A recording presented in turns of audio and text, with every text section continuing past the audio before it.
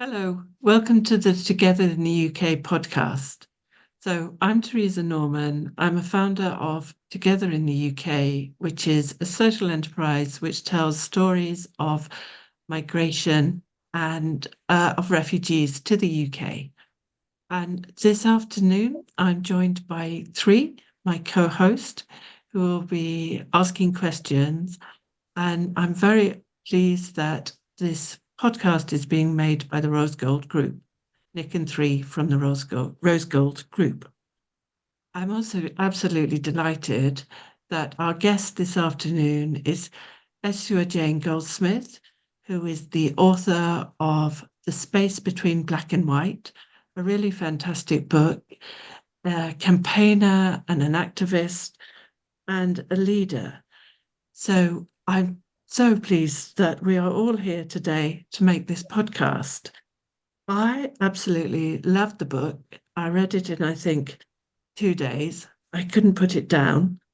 And I just want to just give you a little bit about what The Economist said last week about autobiographies. They said people assume they are easy, but they are not. They take the humdrum detail of life, although there's no way you could call Eswa's life humdrum, fillet it, shape it, and redeem the chaos of life. And they also said it's very difficult to be the author of your own story, which you think you're an expert in, but actually you can't see what others can see. But Esua has managed this. And I'd like to ask you first, Esua, what prompted you to write the book?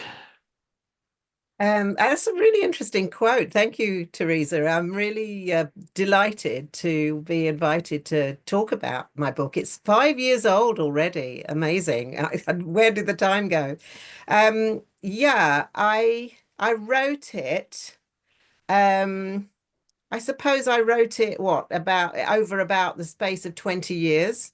And I really, it speaks to me, the fact that it's really difficult to write your own life because basically it's not just your life. You suddenly realize all your best friends and your beloveds and your near and dear and your family members, all hopefully they're all the same people. They all have a very different idea of the story. They all have their own versions, and you suddenly find you're in the middle of a family storm because they'll tell you it just wasn't like that at all, and that's not how they remember it. So I thought I'd start off by interviewing most of the people that I know and ask them for their memories and so on. And then I had 52 different versions of the same Christmas. And I thought, this is hopeless. I'm gonna have to tell it like it is. It's my story. And I think memory is a very personal thing. And because for my white family, I'm a different racial profile from them. Then I remember things that they just would have passed them by. So yeah, and it was quite controversial, really, because I was brought up in the 1950s by a white single mother, working class mother who's disabled. And when she found she was pregnant with me, age 19, the family sent her off to an unmarried mother's home. So they used to have things like that in those days. And my mother gave birth to me in the local hospital and I spent the first 6 weeks of life with her in the unmarried mother's home. And she absolutely refused to give me up. And so it was a while before my extended family said, well, we've got to have this child home because we can't leave um, my mother on her own. So I was then brought up in an all-white community in Battersea. Can you imagine? In the 1950s, that's how it was. And I felt like an alien dropped from outer space. It was so weird being on my own like that. And I had no one to talk to about it, no references at all. But it wasn't that I didn't have a loving family, but they simply couldn't understand that I was faced with a barrage of racism every day in the streets, in the playground. There was no books or stories that recorded, any lives that by people that look like me. you know. So it was just so alienating. And I think I describe it as loneliness, this feeling that you are an only one. And it's different from loneliness. It's a feeling that there is no narrative that compares with yours. And so you don't get a map of me or a sense of me, sort of thing, and identity.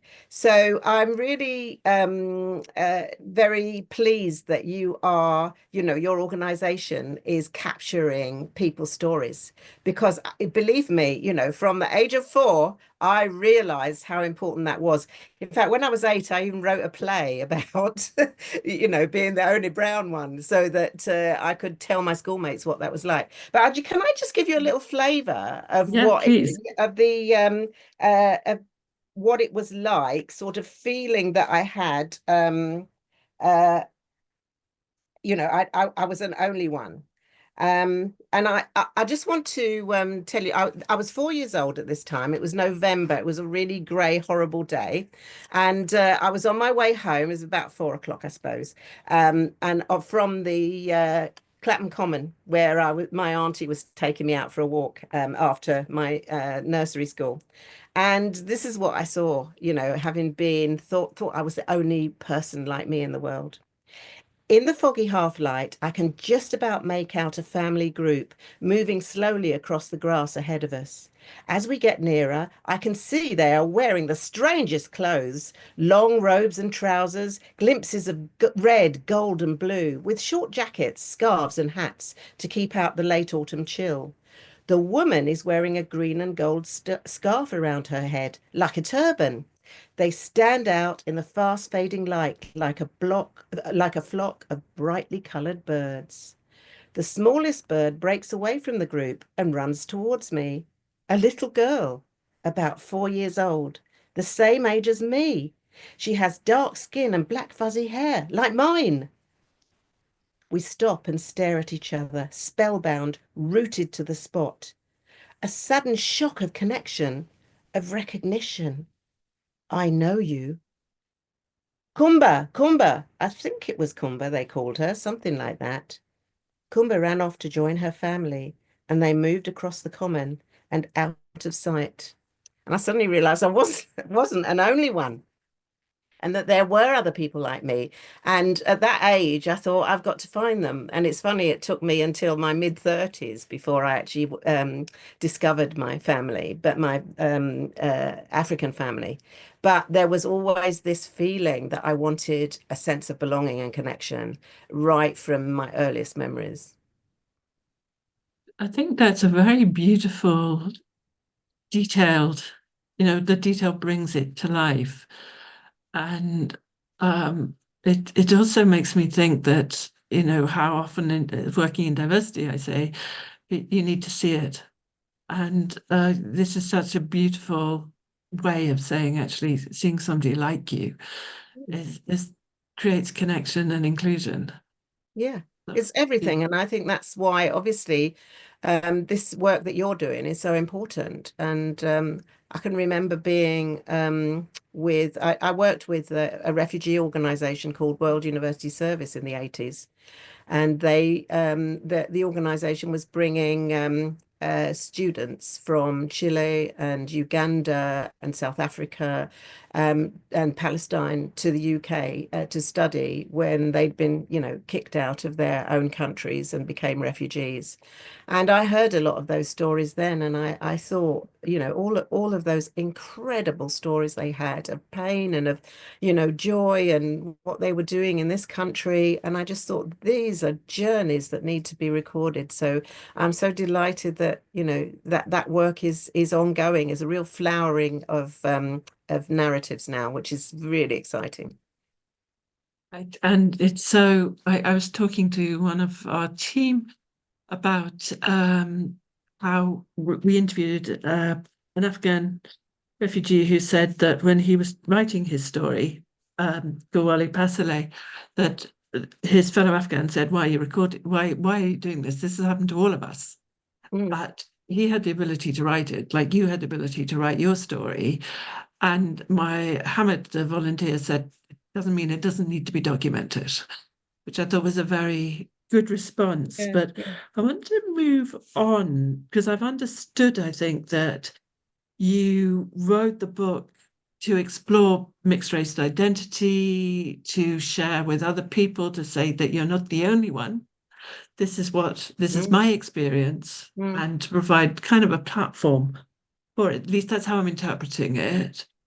And but one thing you wrote in the book about feminism and Black power, but also as someone of mixed race, Mm. not being always seen as having the right to speak in different forums. And I think it's the most aggravating thing in the world if your voice is silenced. And even I can find sometimes my voice silence. You're saying that because you're woke. So annoying. And but I wonder, how did the movement that you were part of give you agency? Yeah, I think it's this thing of on the one hand, the Black Power movement and the feminist movement gave me the agency and the belonging. I found my tribes. And so you can get engaged in that. And I wanted to be a leader in that. And this the whole I approach life with passion.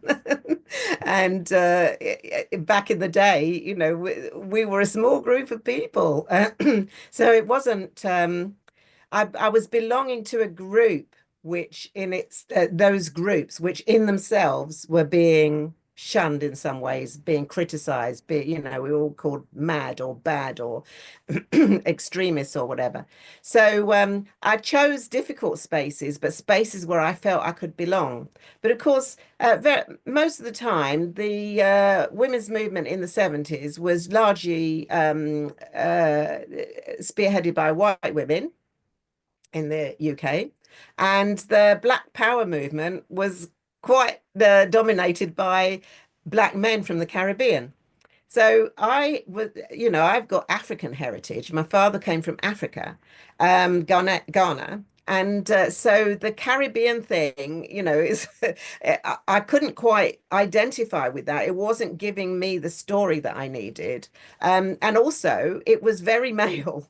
And the women's groups that I was involved in, I talk about being in the consciousness raising group, and all the white women were saying, well, we got white dolls. And I was saying, we shouldn't have had dolls at all. And I said, well, I would have been happy with a brown doll, actually. So you sort of, there was a kind of disconnect in each of the spaces that I was in.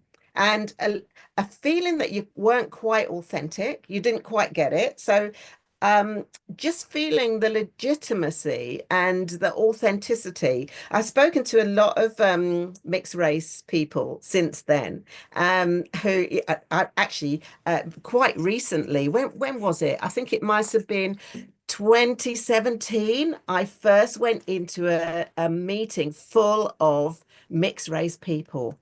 And I cried. I just thought, wow, this is a new tribe. This is really, I don't have to explain anything, in this one. Mm. There were women and men. And I just felt then that when I spoke to them, there was this feeling, like you were saying, of trying to find your authentic voice, trying to find out who you are. And that's not easy, I think, in any context. It was a long journey, but I wanted to write the book so that people who have mixed heritage can feel a validation. So often you're in situations where you think, is it just me, or did I just hear that? It's really difficult to navigate. And my book is every chapter, as you know, Teresa, I'm in a different part of the world. I go from Italy to Scandinavia to India to Africa, and in each place I am. People say, well, what are you? Not even who are you, but what are you? And I was often mistaken either for a local or for, some group of people in the country that I'd never even heard of. So it was constantly that you feel, wherever I go, I don't quite know how people are gonna take me and what they're going to assume, and therefore start having conversations with me which are nothing to do with my heritage. Like, you know, what was it like living in Jamaica in 1950s? I have no idea, you know. So yeah, that was a real challenge. So that's why I wanted to write the book, to say, look, you know, we're real people, we have an authentic voice, and that mixed race people can show up in all sorts of different situations. I can move to, you know, all white to all black, to mixed race groups of people, to all female, to all male, etc. And I think it gives us a multiplicity. It's what they call the multiverse. It opens up doors for me, which maybe other people don't get that opportunity, you know. So I think it's got its challenges for sure, but I think it gives you a perspective on life which is second to none. I wouldn't change it for the world. I think I got really amplified role models from both sides of my family. And my grandfather, who had a lot of agency in bringing me back home, when my mother was in the unmarried mother's home, he was insistent that I come back home. He was a trade union activist. He was a member of the Communist Party. He was anti-racist, anti-fascist. There were a lot of narratives about the Second World War and about the impact of that the Holocaust had on people's consciousness of anti-racism and so on. So I got my kind of working class pride from my granddad, who said, "It don't matter what color you are, Janie." You know, they used to call me Janie back in the day. You're working class, and that's what gives you your, you know, your identity and your pride. So he was really an activist, and so I got a lot of inspiration from him, but also, of course, from my mum, because literally she was 19 years old, disabled white woman, pregnant, and with this brown baby. There was no, you couldn't even hide me, you know, and pretend I was, you know, my grandmother's child or something, because I was just stuck out like a sore thumb. So she just insisted. She said, "I'm going to go it alone." She insisted on bringing me home, or looking after me and keeping me. And she had a lot of black friends and black boyfriends, obviously, which is how I came into being. And she met my dad he was a student, and he was the first, one of the first Ghanaians to come here to the UK to get a second degree. He got an MSc in geology, so he's the first qualified geologist in Ghana. And so they had a brief relationship. He went back to Ghana and left my mother here. And so everybody was pretty down on him, as you can imagine, you know, leaving a young woman pregnant, and he was 10 years older than her. So when I met him, it turned out he was a chief of quite a high-ranking chief, divisional chief in Ghana, and he was also a member of the equivalent of the House of Lords in Ghana, although they don't have such a thing as the sort of assembly. And so he was an assembly member, and so he introduced me to all the politicians in Ghana, and the vice president that he was very friendly with. And so I got a real fantastic introduction to some of the high levels of politics in Ghana when I eventually met him, but also introduced me to the village where he was the chief.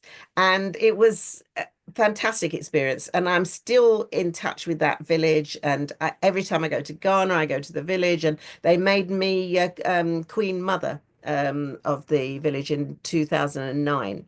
And the Queen Mothers are really powerful. It's a matrilineal society. I kind of lucked out, didn't I? Finding that I ended up being the ancestresses of Warrior Queen. You know, who'd have thought? But anyway, yes, I was delighted by that. Really delighted by my heritage. I sometimes call myself a kind of, I don't know, working class princess because I've got both a sort of royal family lineage and this amazing stories of women's leadership in Ghana. And also, you know, the role models in my family of people who all struggled for justice and, you know, and equality and workers' rights and, you know, and feminism way before their time. So, yeah, I think it really does matter knowing what your history and your herstory is. So we're kind of we've led up to the fact that you're an activist. You've had incredible roles like being chair of the Fawcett Society, which is a women's society. You've been vice chair of ActionAid, and you could give us a couple more of the roles that you've had. So you're an activist, you know, making waves within the system, you know, within leading bodies. So tell me, what if I'm somebody who thinks quite a lot about leadership, and I'd like to know what your learning about leadership is. Yeah, well, it's very interesting because in a lot of those roles, I was very often the first woman of color, and sometimes the first woman as well that had taken those roles. And so I always felt a bit of, I don't know, a bit of feeling not good enough, you know, this kind of syndrome. What's it called? That's where Imposter you syndrome, imposter, imposter that's right. syndrome. Yeah, yeah, yeah. And especially as what's the saying? You know, if you're a black woman or a woman of color, you have to work 10 times as hard to be thought half as good. And I still do that.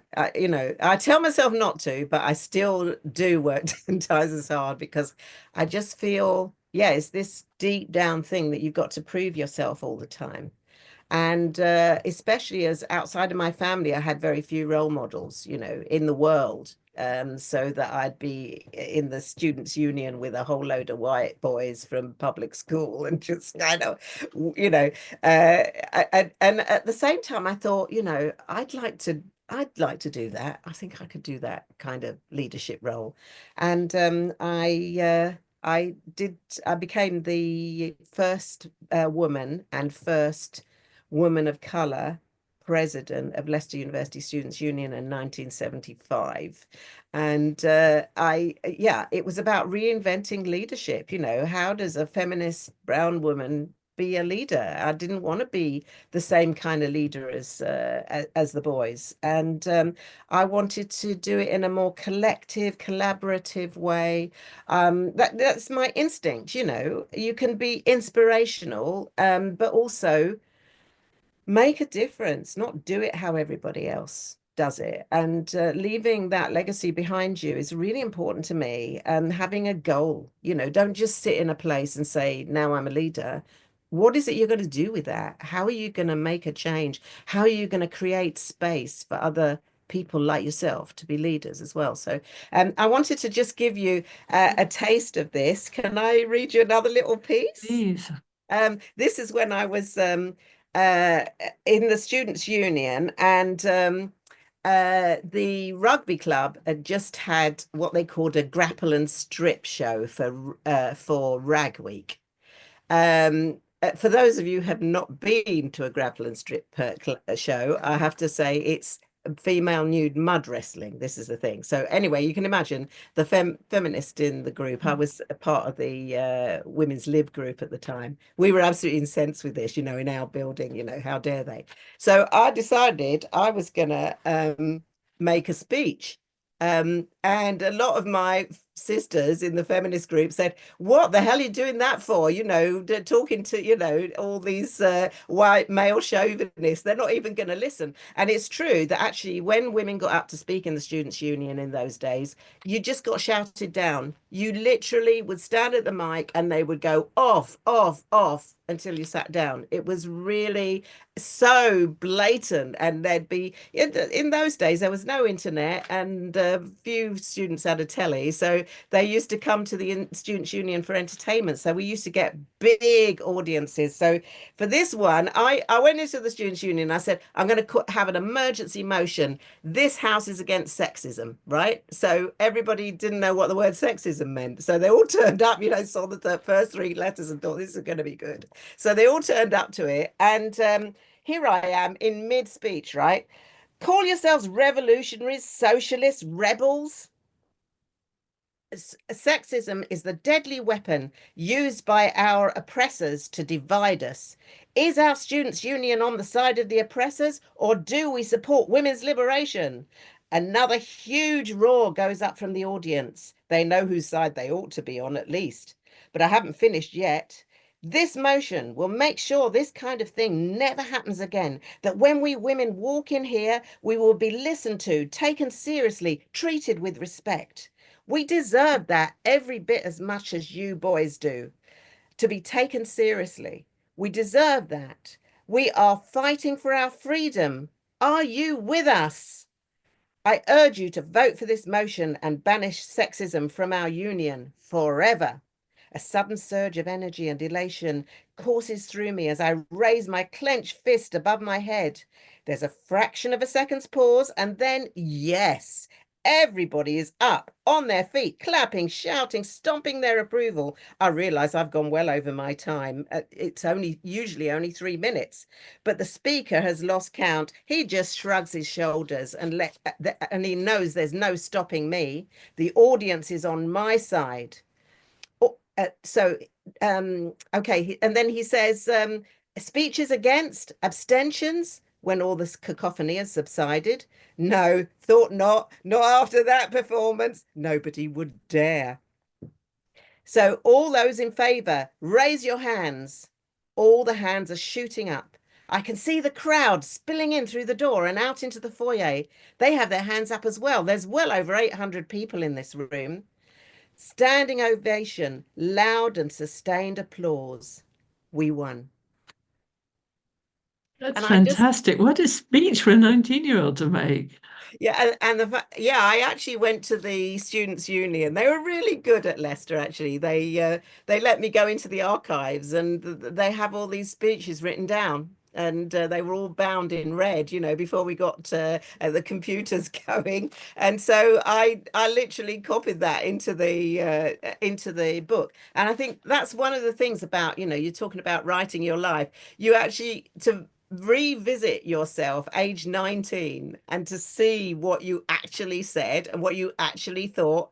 I thought, oh my God, have I been true to myself? I think I haven't come out with much different from that. In 50 years, I still stand by all of that. How do you see that the issues, particularly around, say, Black liberation, women's liberation, how do you see that? How do you see that they're the same and different? And how have you Mm. seen the movements develop? Yeah, that's quite interesting. I did a sort of history of the women's movement for one of the groups that I'm involved with, the Women's Resource Centre, for one of their annual conference. And I looked at the 1970s women's liberation, something like 7 or 8 demands we had around equal pay, childcare, end to violence against women, equal rights for lesbians, and equal rights in law, because around that time, women didn't have the right to their own children. They were the property of men. So the legal thing status was, so there are a number of things. And I sort of went through them and said where we were. And I think we've come on in light years, because one of them was about women's leadership as well. So in some ways, we come on in leaps and bounds from that time. And I can remember people saying to me, "What do you want to be when you grow up?" And I said, "I want to be a newsreader." And I was about 13 at the time. And they said, "Oh, don't be ridiculous. How could any woman want to read the news? Because you wouldn't even be taken seriously, and especially not be in your color." So it's quite interesting to think now that all of these things we take for granted, and that representation, although we still have some way to go in some professions, things like being a doctor or being a lawyer, you're more likely to be female now. More graduates in those subjects are female than male now. So I think it's an amazing achievement that women have made in all these different areas, in all this profile. There's a long way to go, but there are demonstrable changes. At the same time, I think it's shifted the narrative, because on the one hand, we used to have a theory back in the day that if you get a certain critical mass of women in any one profession, it will change that profession. By default, literally, you'll have a new culture. Whereas what we've actually seen is the women that do best are the women that behave most like what the male version of power is, and black people do best, who are more racist, more white supremacist than their white counterparts. So we realize that it's one thing, and I do believe in representation. I do believe that's important. You can't be what you can't see.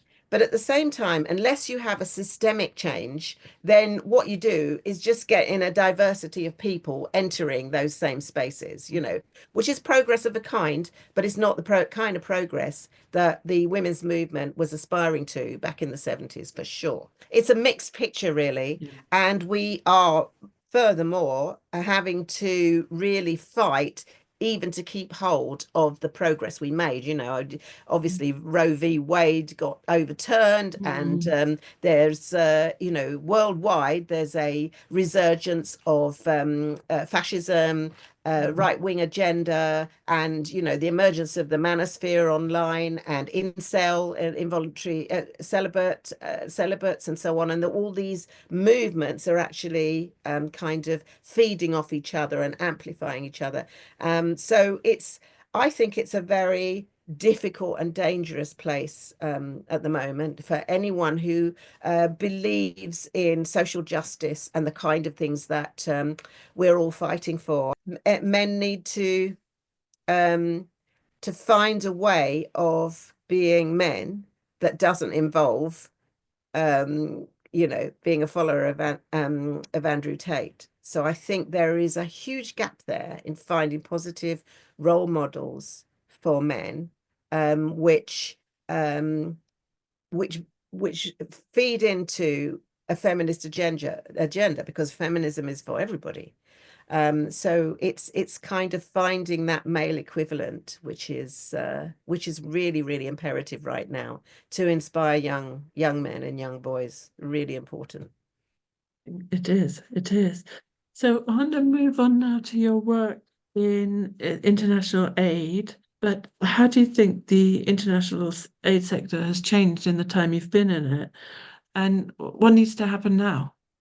Yeah, it's really interesting, that, because I spent a lot of my time, my career, being an internationalist and engaging in the United Nations process and the UN Decade for Women, and the anti-racist conferences. And back in the 80s, we used to have these huge world conferences setting out, a set of goals for the whole world to follow. Every member state had to sign up to, anti-violence against women, or anti-racism, or whatever, and go back to the UN every 4 years and say what they've done. So there was an accountability system set into that.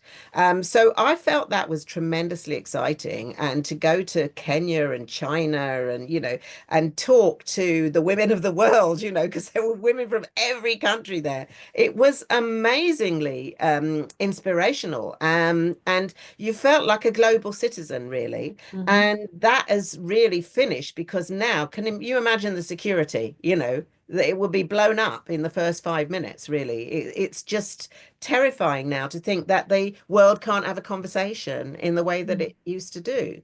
So, because all the women would come back and talk to their groups, and you still get groups in little villages in Ghana, sticking to the platform of action, which was, in Mm. 1995 when we all went to China and agreed this, getting all the countries to agree and sign up to this stuff.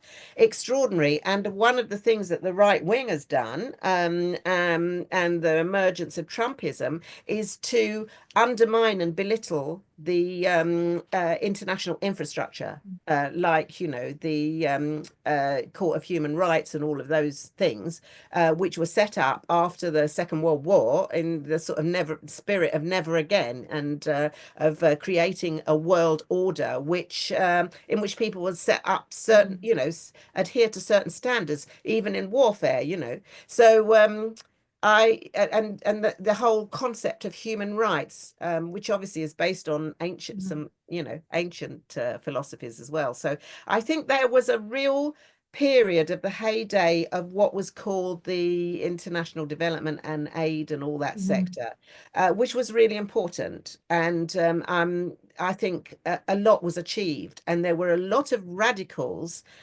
within that movement who really were um, signed up to a new world order and equality and solidarity. Um, that said, I think we have to acknowledge that the aid and development sector was born after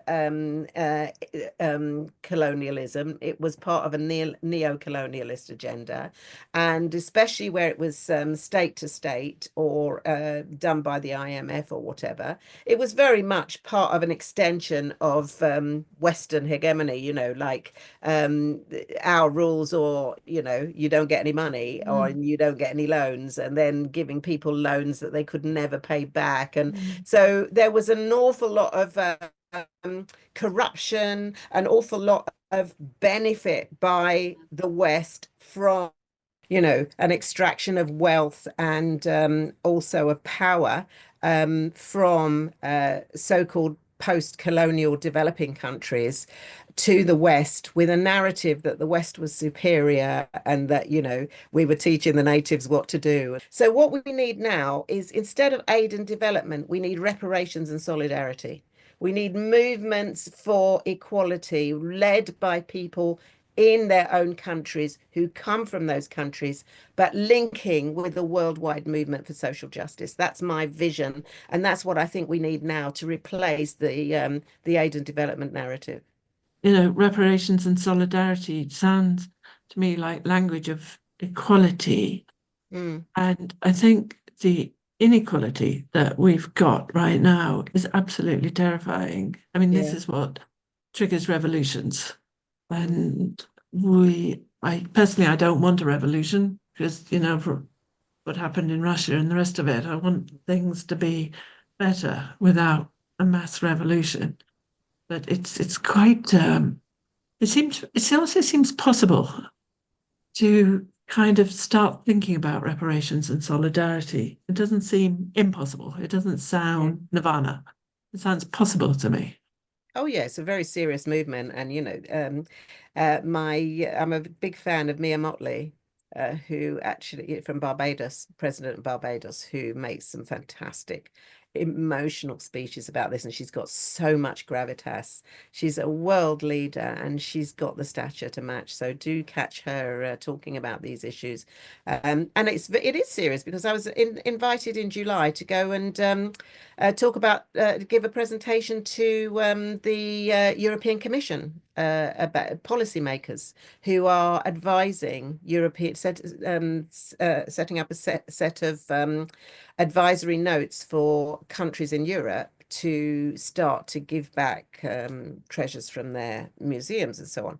So they asked me if I'd come and speak about it, because my particular take on reparations is a feminist one, and you don't often hear that narrative of what is important for Black women in reparations, and the fact that, for example, the way Diane Abbott's been treated, for example, in politics today as a direct result of the hatred towards female slaves and the fact that, there's a hierarchy of race still going on within the treatment of people who are very senior in political spaces. It's there, it's not history, it's here today, and it's embedded in our attitudes towards people.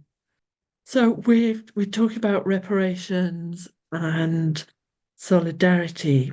What do we do? What's your advice? Somebody who works in diversity and inclusion. What do you think we need to do to become a truly diverse and inclusive society? Well, as I said, representation is important. And I think that's where we've made quite a lot of progress. But the kind of people that are getting into power are the people who survive in the current system. So it's the system that's wrong, really. And it's a structural problem. So, the sort of fiendish four, patriarchy, white supremacy, capitalism, and speciesism, by which I mean this drill, baby, drill. You can go around the world wrecking the place like it's not your only home, yeah, those four, I think we have to challenge them, and we have to tear down those systems. And this is where we're in interesting territory, you see, because we were always involved. I've been very much involved in the European Women's Lobby and the European Union, campaigning against the sort of patriarchal capitalist agenda there, and also in feminist movements in Africa and in India, looking towards systemic change and the sort of thing that Vandana Shiva argues for. So we've always been at it, but unfortunately, the right wing has stolen that agenda and come in and said, this is all crap, but we've got the solution. And the solution is, nationalism and racism and sexism and all the things that we're against. So I think we do really need to come up with, as I say, this a new vision. And it's got to be simple. It's got to be compelling and imperative. It's got to be as simple as make America great again, but say the absolute opposite, So we have a job on our hands to get a new message and a new vision out to the world. I personally think that the human race has got a lot going for it. But if we want to be here, we really have to change what we're doing. And it's an extraordinary thing to be right on the precipice of it seems like an existential thing, the end of history if we're not careful. And so we've got a real responsibility now. The urgency to be an activist and to be a change maker has never been more powerful than now, really. We're running out of time. That's what I think.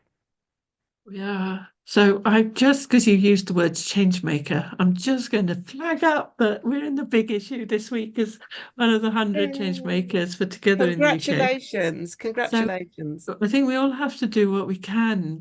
But also, I think one of the things that's happening is people can't stand how complex some of these problems are. Climate change is so complex, so frightening that people would rather pretend it doesn't exist. Mm. And you can't deal with the problem if you're pretending it's not existing. And so to actually have some kind of solution and acknowledgement that this is really hard and frightening is really important. We're just coming up to bringing this to an end. So I'm going to say not your children, but can you give me what your proudest achievement is? I would say it would have to be my book, because it's the whole of my story, and a lot of the things that I did in it, I sort of remember. It is a great memory jogger, writing a memoir. I started dreaming about people that I'd forgotten that I'd ever met. It's an amazing experience. Once you turn on that memory tap, it's incredible. So I feel that I always wanted to write a book, and and have it published. That was a dream of mine. I think, from very early days, I used to write as a child. When I was 13, 14, I used to write little books for my school friends. So I definitely think that's the sort of thing. I always imagine if you're on your deathbed and somebody says to you, well, you never got round to doing dot dot dot. What is it that would make you get out of bed and say, I'm not dead yet, I've got to do that? And it would be writing a book, definitely for me, definitely. Even though I've had some fantastic things. I've even got a building named after me at Leicester University, and um a big portrait up in the Senate where we used to organize sit-ins. And you just think, well, I thought that I would never be forgiven for that. But, you make history, even if you think you're annoying people and Well, and no, getting you a have. bad reputation. Yeah. Well, no, Yeah, we're all making waves. And long may that be the case. Wherever you are, whatever you're doing, you can make a difference for sure. Yeah, definitely. okay. I'm going to come to my final question. I think those are terrific achievements. And obviously, what do you do to relax? What I do to relax is dance, of course. And we met on the dance floor, I think, Yes. at somebody's party, didn't we, Teresa? So to relax, I come and dance with you. And being a strategist, I don't just rock up and dance, of course. I end up being the trustee of my local disco and have to organize the thing. But anyway, that's my fault. I can never quite switch off, really. But I think it's relaxing through the body as well as through the mind. Otherwise we're too much in our heads. And I've always loved that, working with my hands. When I write with a pen. I don't write straight onto the computer. And being in touch with your own body, very feminist principle, sort of our bodies ourselves movement, back in the 70s.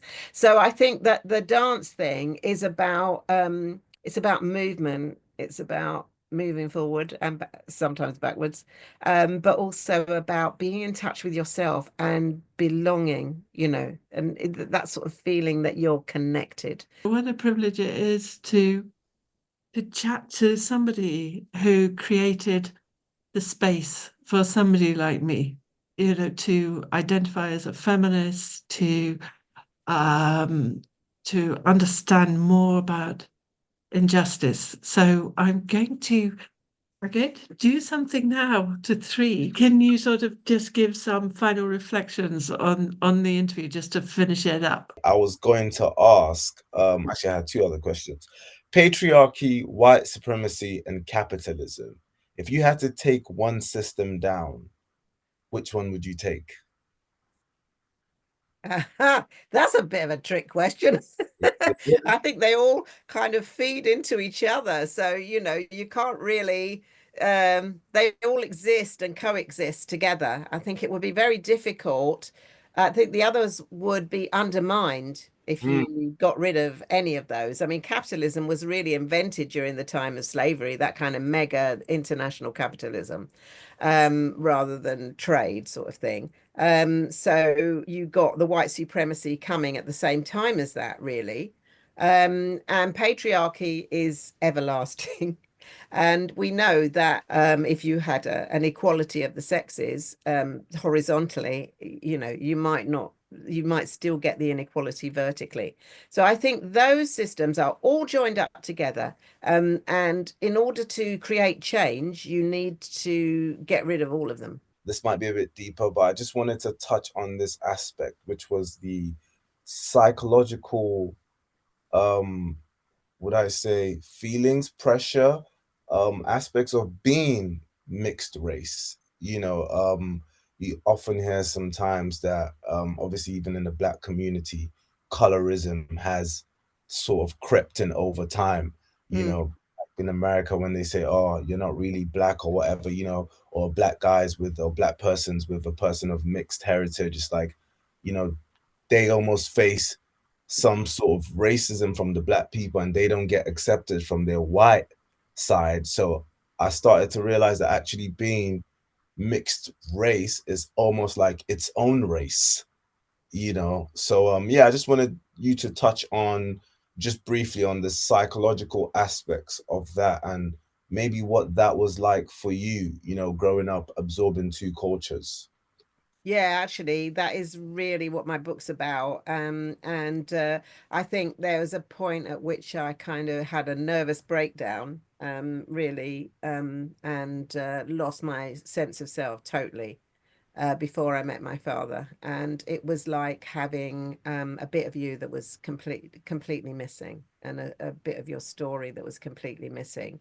But that story is visible in me, you know, so I couldn't sort of, it's not something you can hide unless you talk about it. People are automatically made assumptions about where I was from.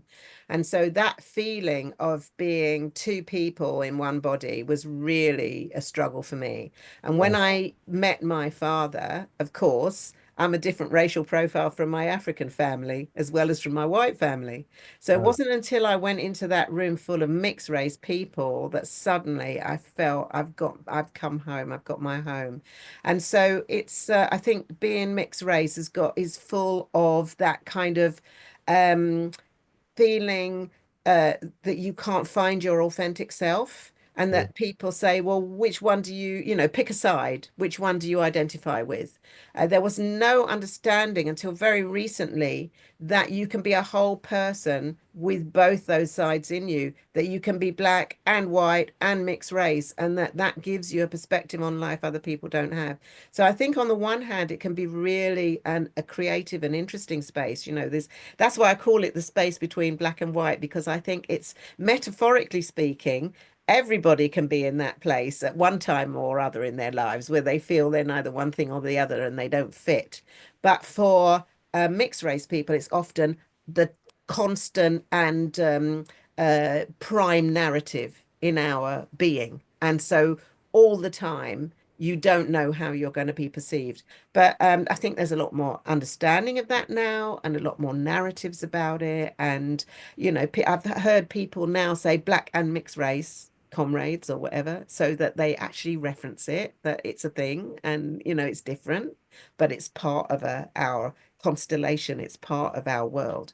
So I feel much more comfortable now and much more confident about my identity than I have done, you know, all my life, really. I think the last 5, 6 years has really made a difference. So it's progress to be continued. Thank you so much, Esua, for being such a brilliant guest. Do please, everybody, do read The Space Between Black and White. If you want a book that you can't put down, I know that both Amanda and I both discussed that once we got it, Amanda described gobbling it, and I could not put it down. It's so full of insight, but also what makes a good book is the detail and the intimacy you feel with the author, and Esua achieves all of that. So please also subscribe to Together in the UK, check out our website. We're doing lots of really exciting things. Thank you very much.